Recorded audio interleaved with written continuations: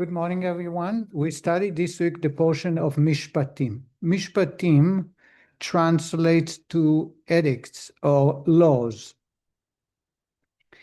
And it comes directly after the portion of Yitro, which includes in it the giving of the Ten Commandments. Before we begin, I'm studying from the book of selections of Lekutei Sichot, the first talk of the Rebbe.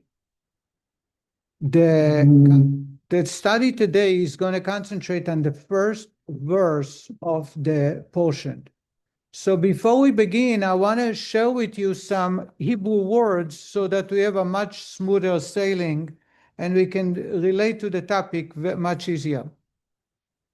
How do you call face in Hebrew? Panim. Sheine punim in Yiddish means beautiful face. How do you say internal? Internal medicine, internally, pnimiyut. Pnimiyut. How do you say inside? Lifnim. You said lifnim? Now, it connects between face and internal because for a human relationship, if I am in love with somebody or I respect somebody, I show him my face. When I connect to him, when I show him my face, it means I care about you. It means my spirit, my soul is connecting with you. What happens if I hate somebody and I'm required to connect to it? We call it, I give him a cold shoulder in English, right? In Hebrew, we say you give him your back. You give him your behind. Why? Because the face represents my essence. My back represents my external aspect.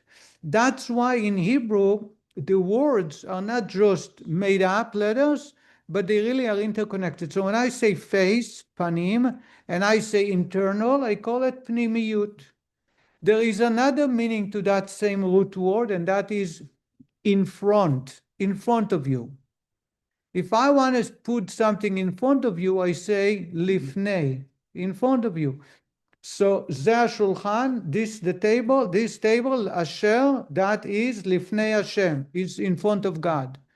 If I say to you, I want you to eat dinner before the basketball game, lifnei mishak hakadurusal. Before is also lifnei. It's the same root of letters, pei and nun, mem. So if I want to say internal, pnimi. If I want to say face, I say panim. If I say in front, I say lifnei. And if I say before, I also say lifnei. In front and before are the same and all the same. Why do I say that? Because in the first verse of this week's Torah portion, that word appears. Ve'ele amishpatim, I'm reading the text from the Torah. These are the laws, asher, that, tasim, you place, lifneihem. What does lifneihem translate? In the English, simple translation is before them. You place before them. But the Rebbe is going to show with us that there is a much deeper understanding of the words lifneihem, before them. Says the Rebbe that actually there are many commentaries, many interpretations, but we will deal with three. Ve'ele mishpatim asher tasim lifneihem, that you place before them, before the Jewish people. Tell us the Gemara, the word lifneihem, before them, comes to teach us to exclude secular courts. Because the Torah is dealing with disputes about watching, about getting paid on time, about not lying and cheating in business. It's all about day-to-day, man-to-man interaction. What happens if you are in disagreement? You got to go to court. It tells God to Moshe, these are the laws that you must place before them, meaning restrict them from going to secular courts. You must, if you have a dispute, go to a Jewish court. How do I know? When I was very young, in yeshiva, there was a dispute between the Chabad and another group. and they did some despicable, inappropriate behaviors, and the rabbis of that movement did not condemn. And so the Chabad movement decided to take them to court, secular court in Brooklyn downtown Brooklyn. And at the time, to support our rabbi, we would go in turns, in shifts. Every day, a group of us in yeshiva would go to sit in court. They also sent a group, the other Hasidic movement, to support the guy that did the attack. So in the hallway, when we would pass each other, they would scream to us, Asher tosim lifneim, these are the laws you place before them and not in front of the secular courts. Except they refuse to accept Jewish law. Jewish law tells us that if Jewish court has no tools, no teeth to enforce the law, they can give permission to go to secular court, and that's exactly what happened. They were trying to bring them to Jewish court, they refused. So therefore, the rabbis ruled that the movement must go to secular court to deter them from repeating the same attack, which actually that's what happens. Anyway, so the idea is that you do not go to a secular court in dispute, but rather you go to a Jewish court. That's the first lifneihem, in front of them, in front of the Jewish judges.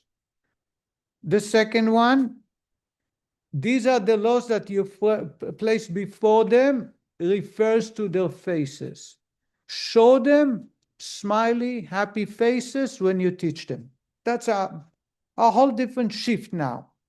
The Torah, God says to us, to the judges and teachers, there is a critical condition in order for a student to connect to the topic, and that is show them a happy, good face. That's why Asher tasim lifneihem, put it in front of them with your face.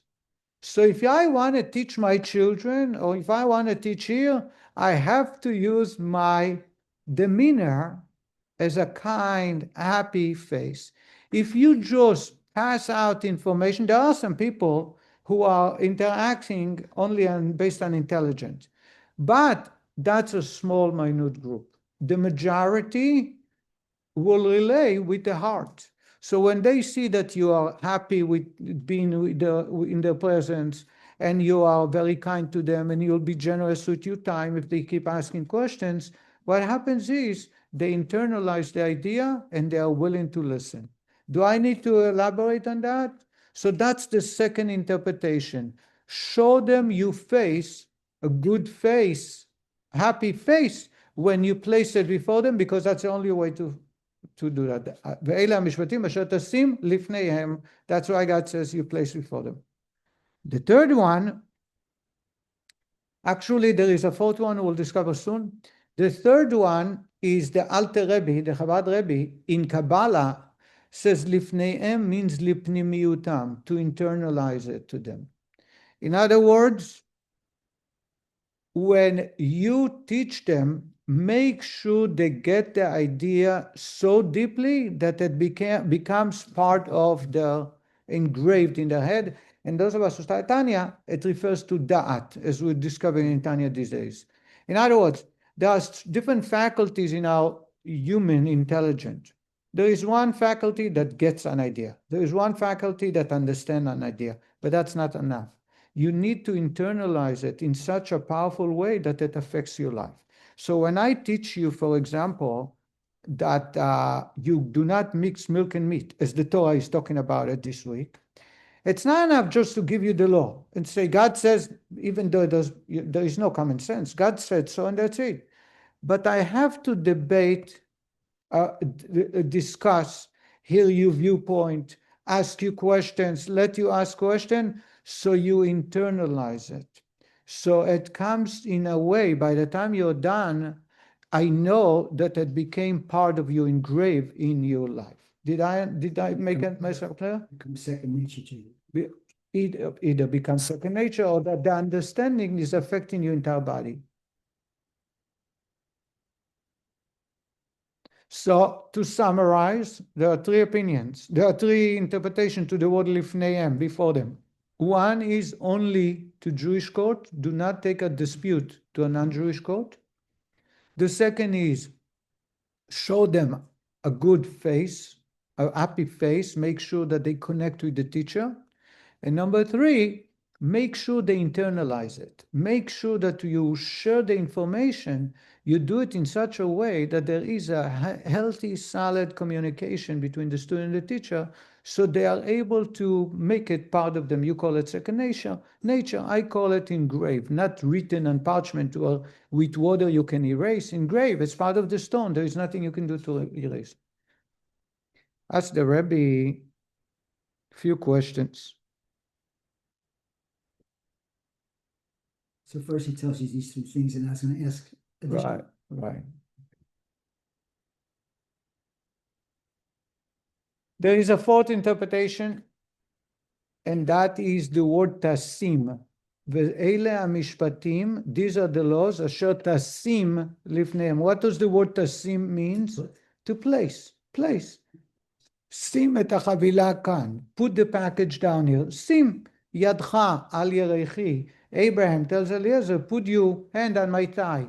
Sim is sim shalom, tova bracha. What is sim shalom? Place peace among us and blessing. That's sim. But there is another interpretation. That's the Jerusalem Talmud. Sim, Sima, by the way, there is a Hebrew name called Sima. Anybody heard Sima? Yes. Mm-hmm. It's common in Israel.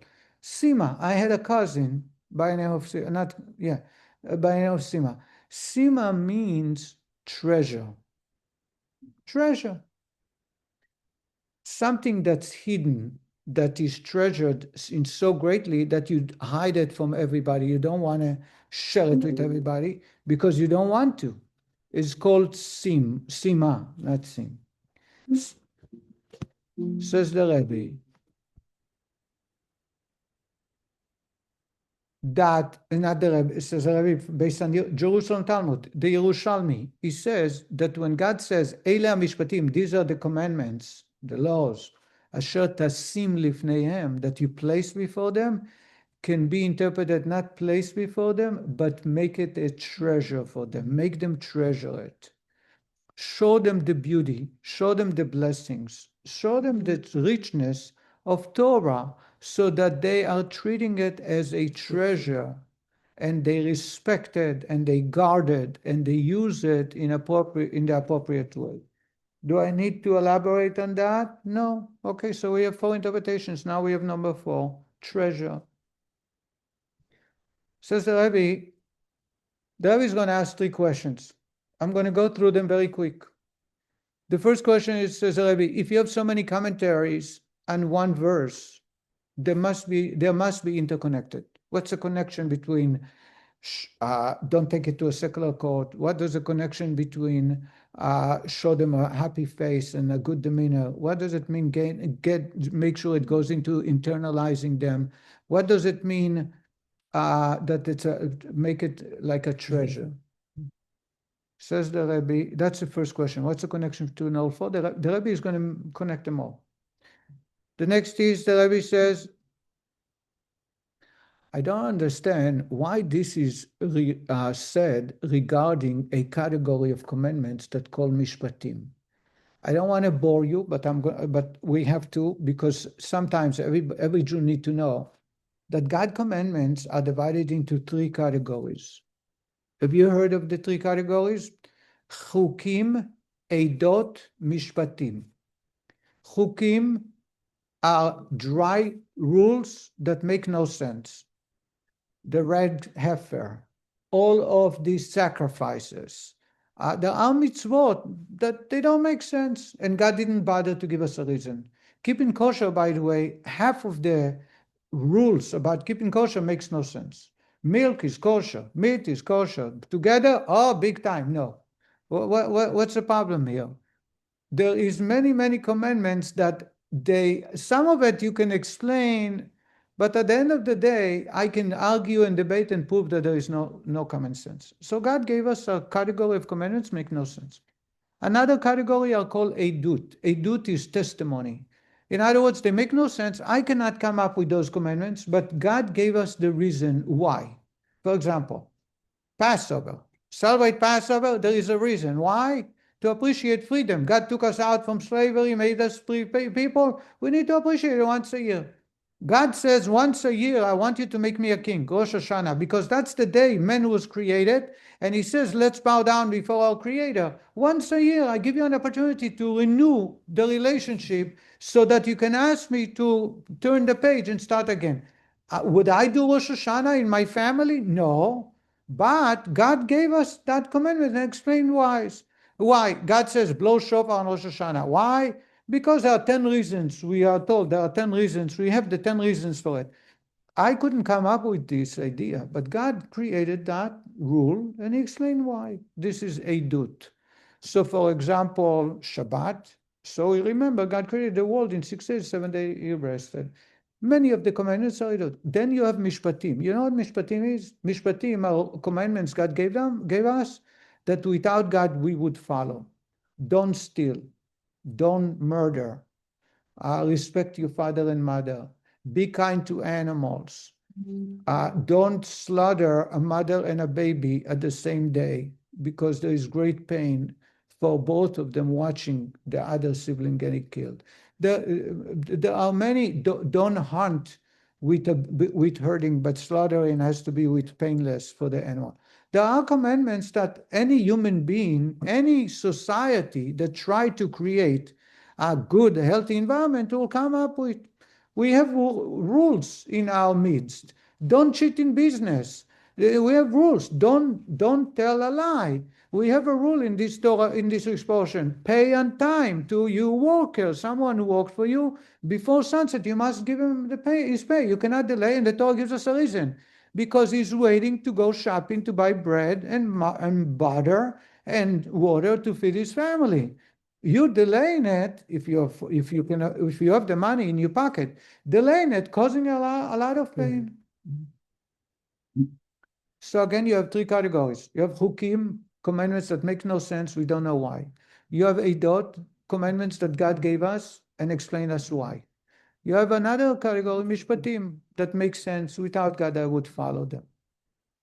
Ask the Rebbe, why the Torah, God tells us as an introduction to Mishpatim, to this category, you must place it before them, let them internalize it, make it with a shiny face, let them treat it as a treasure. All the commentaries that we shared apply also to the other categories, and yet we see it only with this 3rd category.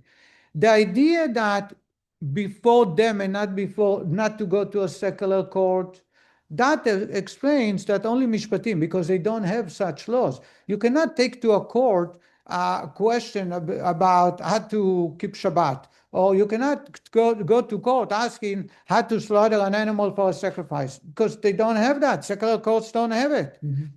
But when it comes to, when you teach someone, you should teach them with a happy, smiley face.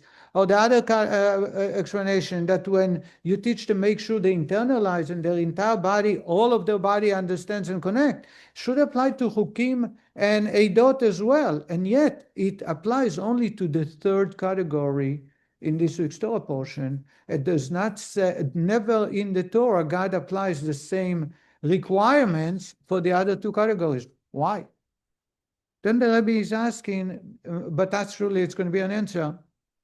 There is a rule in the Torah, anytime a word begins with the letter Vav, it means it's continuing. The in Hebrew is Vav. Ani ve'ata, me and you. And the is Vav at the beginning of the word.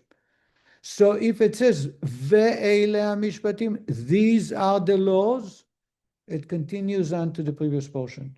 If it says eile mishpatim, these are the laws, not and therefore there is no connection to the previous. Says the Gemara, this is another Rabbinic Gemara, the Talmud, ve'ele with a vav, to teach us, just like God gave us the 10 commandments, he gave on Sinai the rest of the commandments about don't abuse your animals, let them rest on Shabbat like you do, make sure you pay the employee on time, the same day that he completed his work, Make sure you do not have scale that is not imbalanced. Make sure that you don't lie in business. Make sure you are kind to an orphan and a widow. These are the commandments in this week's Torah portion. That makes sense. It continues on from the previous portion, from the Ten Commandments. Ask the Rebbe, all of the 613 commandments came on Mount Sinai, given to Moshe. Why the Torah continues on with this category only? Here is the Rebbe's explanation, very briefly. Says the Rebbe, last week we read about the Ten Commandments. The Ten Commandments actually include in them two opposite categories of commandments. On one end, the most esoteric, holy, highest level of commandment appear in the first commandment, which is believe in God. There is no greater. Don't worship any other God. Don't carry God's name in vain. The first 5 are all about God, and they are very, very esoteric, extremely spiritual. The last 5 are so mundane and low that you wonder, why does God have to teach us? Don't steal, don't murder, don't covet, don't cheat. It doesn't, an average human being don't have to be Jewish and don't have to study Torah. They know not to do that. Why did God take those extremes? Says the Kabbalah, based the Rebbe explained, God wants to tell us that our relationship to God is all inclusive. There is no area that's outside of God. So we can have the most esoteric, holiest idea about God, and we can have the most mundane, low life kind of behavior. They all we do or refrain from doing because God said so. That's why, says the Rebbe, God chose Mishpatim, common sense commandments, because God wants me to know that even the commandment don't steal, even the commandment to be honest in business, even the commandment to treat a widow or a orphan with extra care is not because it makes sense, but because God said so. Why is it important? Because if I do it only of common sense, the evil can convince me later on to let go of it. Slowly but surely, you can say, well, this widow, this orphan has plenty of money, has plenty of family, has plenty of friends. Yeah, I don't have to be extra kind to him. In other words, the evil does not start convincing me to go and sin, go cheat in business. The evil tried to convince me to do a mitzvah because it makes sense. That's the sage's understanding in the word Kabbalah explained. In other words, the previous Rebbe says that when the evil inclination comes to me, I don't know about you, but to me, and wants to convince me to stay away from God, it doesn't say to me, don't keep kosher. It doesn't come and say to me, you can make a quick sale, lie to him, tell him there is a 10-year warranty and there is no such thing. It does not convince me to go and tell somebody, I'll never say a bad word about you, and you actually mean differently, because a person don't want to do that. He comes to you and says, you give tzedakah, you're very kind to people, you keep Shabbat. You know why you do it? Because it actually make you healthy, make you respected, may give you good business. He gives you reasons to do it. Now he owns you. Now you start using your brains as a tool to serve God. So number 1, you don't serve God, you serve yourself. And number 2, once he controls the discussion, he's going to start changing slowly. And then 2 years down the road, you end up totally the opposite. Why? It all started with common sense. That's why when it comes to commandments that make sense, we need to be extra careful. When it comes to keeping kosher, it doesn't make sense. So the evil cannot tell you do it because it makes sense. It doesn't make sense. That's why God says to us, sacrifices, other commandments, the red heifer, they make no sense. So my mind, my head is not involved. But when it comes to mishpatim, be kind to an animal, I can say, you know why I'm kind to the animal? Because if I was an animal, I want people to be kind to me.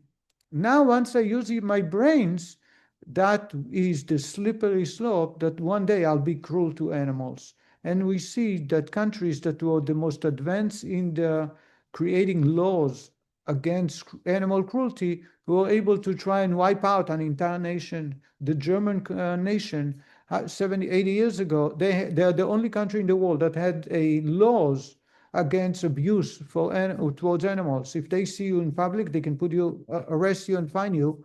And they are the same ones who, with their brains, that was the most advanced in the universe, known to be the most advanced country, were able to devise machines and equipments to make the massive murder that we never heard of before. So Rabbi, when you build your relationship and behavior on the brains, this is the path for evil. That's why Eila Mishpatim, God says, Ve'ele, first, the end. These are the commandments, meaning all given by Sinai. And God tells us, number one, put before them, meaning do not go to secular court. In other words, even if the secular court rules the same as a Jewish court, they do it because of common sense. But for me as a Jew, I do it before God said so, which is a whole different relationship. I'm able to serve God by doing the exact same thing that a non-Jew does by going to secular court. So if the rules are the same, still I have to go to a Jewish court. The Torah continues on and say, when you do it, show them a happy face when you teach them the Torah. These commandments make sure that are taken there, and that the second and the third interpretation are all the same. Make sure their entire body is involved in the commandments. So not only they can understand that and they can follow through, but they do it because God said so, and they know they serve God. They are serving a purpose they were created. And that will explain, says the Rebbe, why you make sure that you place to them as a treasure, sim, as the Jerusalem Talmud says. It's a treasure, you know why? Because that enables me to serve God. So if I am kind to an animal, I feed my fish in the tank or in the aquarium, or I give my dog food before I eat, as God commanded us to be kind to animals, meaning I have to feed them before I eat my own meal, then I'm serving God. So it makes sense. It makes me feel good, but that's not enough. You got to go a step farther and say to yourself, that's how I serve God. You know why it's important? Because then you don't kid yourself later on. One day you're very, very tired, or you feel the dog did not respond in kind the way you expect. You say, now you're going to get punished. I'm going to, skip a meal from you. You say to yourself, I'm not doing it. It's not offensive to the dog. It's offensive to God. And to God, there is no leeway. There is no way checking out. The Rebbe goes on to say that's the reason the Ten Commandments include both opposites. One is the most esoteric and holy. The other part of the Ten Commandments are the most basic, simple: don't steal, don't covet, don't cheat, don't lie, because to teach us that God has given us all that we need in order for us to conduct ourselves a good, healthy life, both spiritual and material, without any difference between the type. By doing so, everything we do is done in the right way. And that's the lesson from this example. Thank you. So we won't meet next week, but we'll meet in 2 weeks, God willing. Be well and Shabbat Shalom. But you're still smiling.